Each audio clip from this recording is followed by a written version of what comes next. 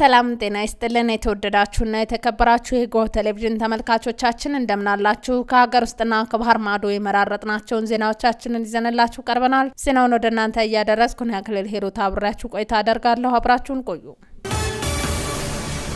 በቅድሚያም ኢትዮጵያና ሩሲያ የጤና ትብብርን ማጠናከር የሚያስችላቸውን የመግባቢያ ስምምነት ተፈራርመዋል ስምምነቱን የጤና ሚኒስትር ዶክተር መቅደስ ዳባና የሩሲያ የሸማቾች መብት ጥበቃና የሰብአዊ ደህንነት ክትትል አገልግሎት ኃላፊና ፖፖቫ ፈርመውታል ለመጀመሪያ ጊዜ የሩሲያ አፍሪካ ለድንገተኛ የጤና አደጋዎች ፈጣን ምላሽ ሰጪ ቡድኖች ልምምድና ወደ ጥናት መርሃ ግብር ጎን ለጎን ተፈራርመዋል ስምምነቱ በጤና ድንገተኛ አደጋዎች ላይ በሁለቱ ሀገራት መካከል ያለውን ትብብር ማጠናከር ያለመ መሆኑ ተገልጿል የመግባቢያ ሰነድ ከጤናና ንጽህና ጋር በተያያዙ ድንገተኛ ሁኔታዎች በተለይም በወረርሽኝ ወይም የጤና አደጋዎች በሚከሰቱበት ጊዜ የሚሰጠን ፈጣን ምላሽ ማሻሻል የሚያስችል እንደመሆኑም ተመላክቷል የጤና ሚኒስትር ዶክተር መቅደስ ዳባ በጤናው ዘርፍ ዓለም አቀፍ ትብብር ያለውን ጠቀሜታ አንስተዋል በዚህ ረገድ ስምምነቱ የውቀትና ልምድ ልውውጥ ለማድረግ እንዲሁም የጤና ድንገተኛ አደጋዎች በብቃት ለመቆጣጠር ወሳኝ ነው ብለዋል የሩሲያ የሸማቾች መብት ጥበቃና የሰብአዊ ደህንነት ክትትል አገልግሎት ኃላፊና ፖፖቫ ስምምነቱ ሁለቱ ሀገራት ለድንገተኛ የጤና አደጋዎች በተሻለ ሁኔታ እንዲዘጋጁና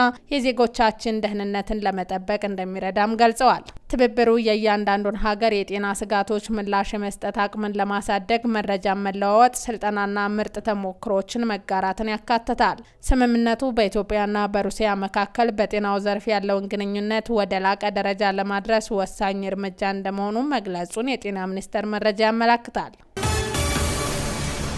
ምስጋናን ባህላችን እናድርግ በሚል መሪ ቃል ሁለተኛ ዙር ስታር ዋይድ አዋርድ የሽልማት ስነ ስርዓት በከለር ፊልድ ኢንቨስት ኦርጋናይዘር አዘጋጅነት የፊታችን ግንቦት 2017 በደማቅ ሁኔታ ይካሄዳል በሃርመኒ ሆቴል በተሰጠው ጋዜጣዊ መግለጫ ላይ የስታር ዋይድ አዋርድ ስራ አስፈጻሚ አሳንቴ ስሜ የስታር ዋይድ አዋርድ ፕሮሞተር አንጋፋው ጋዜጠኛ ሽመልስ በቀለ ከአባይ ቴሌቪዥን ተወካይ አቶ ዜማ ያሬድ እንዲሁም የሚዲያ ባለሙያዎች ታድመዋል ለህዝቦቻችን በጎ ነገር ላበረከቱ ግለሰቦች ሽልማት በመስጠት ይታወቃል ካለፈው አመት ጀምሮ ለግለሰቦች ለድርጅቶችና ለተቋማት ምስጋናና እውቅና ክብር በመስጠት ላይ ይገኛል ተሸላሚዎችን ለመምረጥ ከልዩ ልዩ መስክ ዳኞች እየተመረጡ ይገኛሉ ለሽልማቱ የሚበቁ አሸናፊዎች ከዳኞች ባሻገር ህዝብ ድምጽ እንዲሰጥ ድረገጹ ተከፍቷል ስታር ዋይድ አዋርድ ከአይምሮ ጥበቃ ባለስልጣን እውቅና ያገኘ ሲሆን ከመንግስት አካል እውቅና ተሰጥቶት የሚሰራ የሽልማት ድርጅት ነው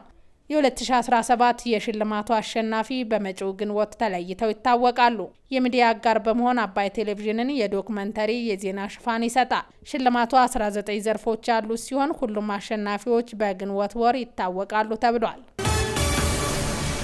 ለዝርዝር ወደ ያዝናቸው ዜናዎቻችን ስናልፍ የካሳንቺስ የኮሪደር ልማት የአካባቢውን ገጽታ ከመቀየር ባለፈ ለኑሮ ምቹ በማድረግ ስኬታማ ስራ እየተከናወነበት ነው ተባለ የካሳንቺስ ኮሪደር ልማት ስራ የአካባቢውን ገጽታ ከመቀየር ባለፈ ለኑሮ ምቹ የሆነ አካባቢን ኦን በማድረግ ስኬታማ ስራ እየተከናወነበት መሆኑን የአዲስ አበባ ከተማ አስተዳደር ከንቲባ አዳነች አቤቤ ገልጸዋል ስማቸው ታፈረ ዝርዝር አለው የካሳንቺስ የኮሪደር ልማት ስራ የአካባቢውን ገጽታ ከመቀየር ባለፈ ለኑሮ ምቹ የሆነ አካባቢን ኦን በማድረግ ስኬታማ ስራ የተከናወነበት መሆኑን የአዲስ አበባ ከተማ አስተዳደር ከንቲባ አዳነች አቤቤ ገልጸዋል ለካሳንቺስ ኮሪደር ልማት በስኬት መጠናቀቅ አስተዋጽኦ ላበረከቱ አካላትም የእውቅናና ምስጋና መርሃ ግብር ተከናውኗል በመርሃ ግብሩ ላይ የከተማ አስተዳደሩ ከፍተኛ አመራሮች እንዲሁም ጥሪ የተደረገላቸው እንግዶች ተገኝተዋል ከንቲባ አዳነች አቤቤ በዚህ ወቅት እንደገለጹት የካሳንቺስ ኮሪደር ልማት ከመካሄዱ በፊት ጥናት የተደረገ ሲሆን አካባቢው የተጎሳቆሉ መኖሪያ ቤቶች ከፍተኛ የፍሳሽ ማስወገጃዎች እንዲሁም ህፃናት መጫወቻ ቦታ ጥረት የነበረበትም ነው ብለዋል ልማቱ የአካባቢውን ገጽታ ከመቀየር ባለፈ ለኑሮ ምቹ የሆነ አካባቢን ኦን በማድረግ ስኬታማ ስራ የተከናወነበትም ነው ሲሉ ተናግረዋል በልማት ስራዎች የህዝቡን ተጠቃሚነት ለማረጋገጥ የሚከናወኑ ተግባራት ተጠናክረው እንደሚቀጥሉ ማረጋግጠዋል ከተማ አስተዳደሩ በአካባቢው የነበሩ ነዋሪዎችን በልማት ምክንያት ከመነሳታቸው በፊት ተገቢውን ውይይት በማድረግ የጋራ መግባባት ላይ መድረሱን ጠቅሰው ይህም ለኮሪደር ልማቱ ስኬት ትርጉም ያለው ሚና መጫወት መጫወቱንም ተናግረዋል። በልማት ለሚነሱ የግል ተነሺዎች ፈጥነው መቋቋም እንዲችሉ ከተማ አስተዳደሩ አስፈላጊውን ድጋፍ ማድረጉንም ገልጸዋል።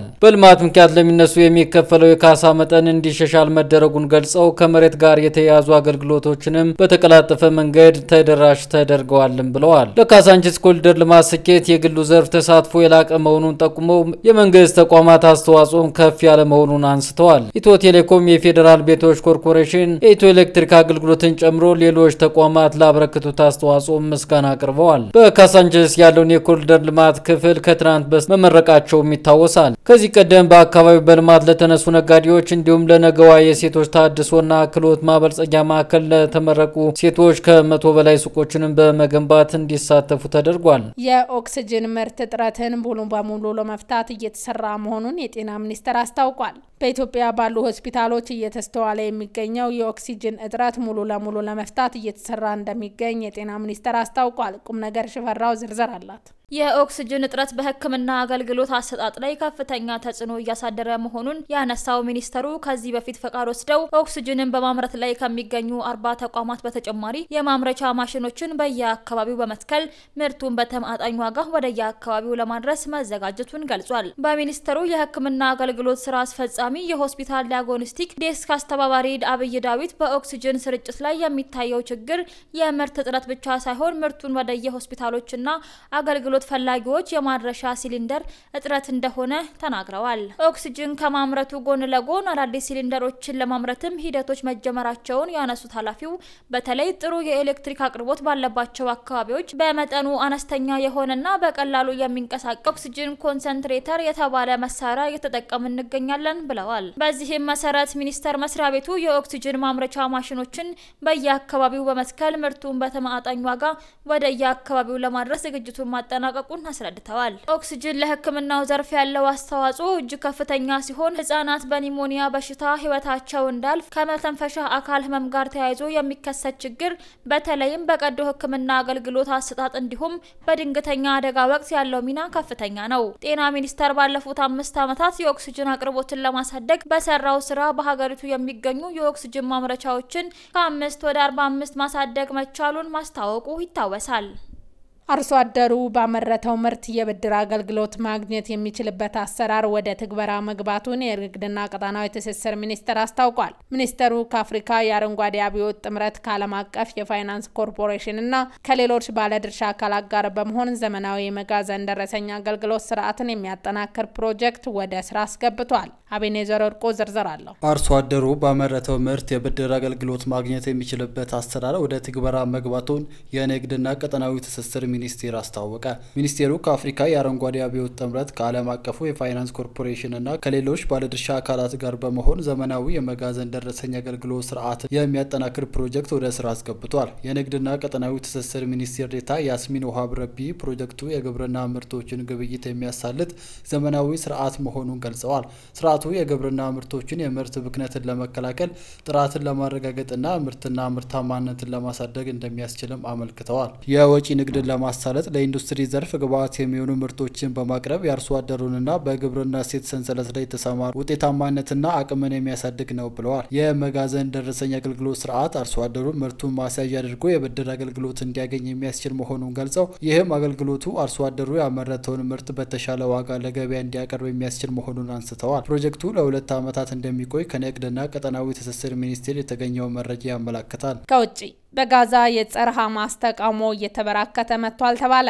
በጋዛ ጎዳናዎች ላይ ቁጥራቸው እየጨመረ የመጣው ፍልስጤማውያን ለ20 ዓመታት የሚጠጋ ጊዜ ግዛቱን ሲመራ በነበረው በታጣቂው ቡድን ላይ ግልጽ የሆነ እምቢተኝነትን እየገለጸ ነው ሲል ቢቢሲ ዘግቧል። በርካቶች ለግዛቷ ድህነትና በአስከፊ ቀውስ እንድትገፋ ያደረገው ሐማስ ነው ሲሉ ተጠያቂ አድርገዋል። የጋዛ ጥበቃና የቀድሞ የፖለቲካ እስረኛ የሆኑት ሐማስን ለረጅም ጊዜ ሲተቹ የነበሩበት ሙመን አልናቱር ዓለም በጋዛ ሰርጥ ባለው ሁኔታ ተታሏል ሲሉ ገልጸዋል። ዓለም ጋዛ ሐማስ ጋዛ ነው ብሎ ያስባል። እኛ ሐማስን አልመረጥንም። አሁን ሐማስ ጋዛን ለመግዛትና ጣፋንታችንን ከራሷ ጋር ለማያያዝ ቆርጦሮ ተነስቷል። ሐማስ ማፈግፈግ አለባትም ብለዋል። በጋዛ ይህንን መሰል ነገር መናገር እጅግ አደገኛ ነው የሚሉት ሙመን ሐማስ ተቃውሞውን በፍጹም ችሎ ያውቅም ሲሉ ያክላሉ። ጠበቃው በመጋቢት መጨረሻ ላይ ለዋሽንግተን ፖስት በላከው ጽሑፍ ሐማስን መደገፍ ለፍልስጤም ሞት እንጂ የፍልስጤም ነጻነት አይደለም ሲሉ ጽፈዋል። በሌላ ዜና የፍልስጤም ፕሬዝዳንት ሙሐመድ አባስ ሐማስ ጋዛ ውስጥ የያዘቻቸውን ታጋቾች በሙሉ እንዲለቅ ጠይቀዋል። አባስ ሐማስ ታጋቾችን ይዞ መቆየቱ እስራኤል በፍልስጤም ጥቃቷን እንድትቀጥል ሰበብ ሆኗታል ብለዋል። አባስ ጥያቄውን ባቀረቡበት በዛሬው ዕለት እስራኤል በጋዛ ሰርጥ ባካሄደችው የአየር ጥቃት ቢያንስ 18 ሰዎች ተገድለዋል። አባስ ዛሬ በፍልስጤም አስተዳደር መቀመጫ ራማላህ ውስጥ በተካሄደ ውይይት ላይ ዋጋ ከሚከፍሉት መካከል አንዱ እኔ ነኝ፣ ህዝባችንም ዋጋ ፈለነው ካሉ በኋላ ሰዎችን አስረክቡ ብለዋል። እስራኤል በጋዛ ጥቃት ማካሄዷን የቀጠለችው ከሐማስ ጋር የደረሰችበትን የተኩስ አቁም ስምምነት ከ5 ሳምንት በፊት ካፈረሰች በኋላ ነው። በተኩስ አቁሙ ወቅት ከጋዛ 33 ታጋቾች ሲለቀቁ ከእስራኤል ወህኒ ቤቶች ደግሞ 1800 ፍልስጤማውያን ተፈተው ነበር።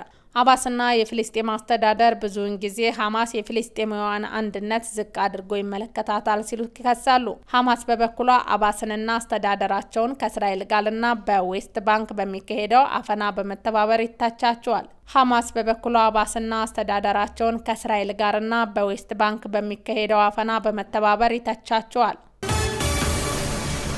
ውድ ተመልካቾቻችን ለዛሬ ያዘጋጀንላችሁ ዜናዎቻችን እነዚህን ይመስሉ ነበር። አብራችሁን ስለነበራችሁ ከልብ እናመሰግናለን። በያላችሁበት ሰላም